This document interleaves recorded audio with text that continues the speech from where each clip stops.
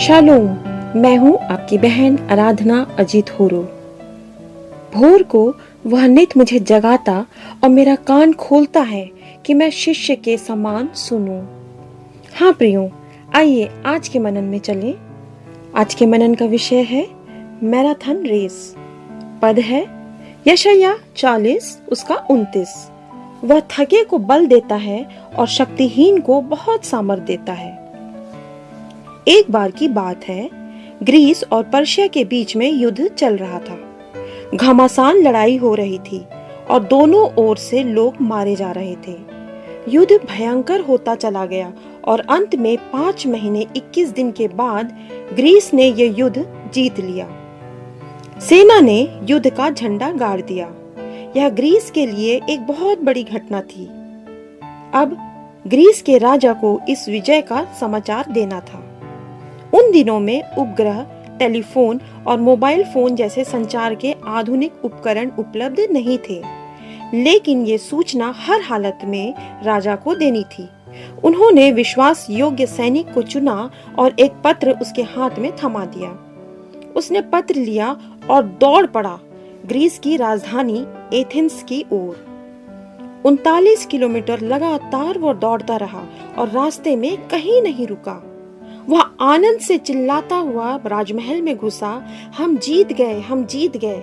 दरबार में खुशी की लहर दौड़ गई। लेकिन यह क्या? वह सैनिक इतना थक चुका था कि वह वहीं गिर पड़ा और उसके प्राण निकल गए। यह युद्ध मैराथन नामक मैदान में लड़ा गया था, इसलिए ग्रीस ने उस सैनिक के सम्मान में अपने ओलंपिक खेलों में लंबी दौड़ को आरंभ किया जो मैराथन कहलाता है।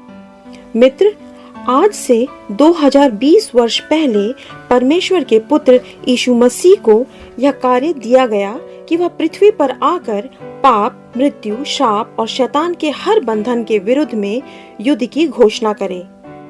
वह सैनिक 39 किलोमीटर दौड़ा था और सिर्फ ग्रीस की विजय की घोषणा की थी जो स्थायी नहीं था। लेकिन यीशु आया। विश्वास योग्यता से उसने अपनी दौड़ को पूरा किया।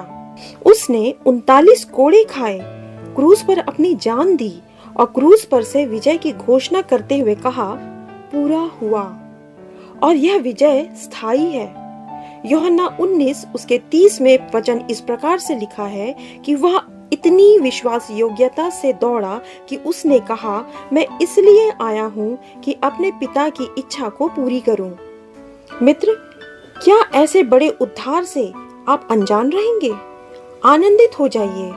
यीशु ने हर प्रकार के डंक को तोड़ दिया है। आप जीवन ही नहीं लेकिन बहुतायत का जीवन पाएंगे। परमेश्वर इस मनन पर आशीष दे। आमीन।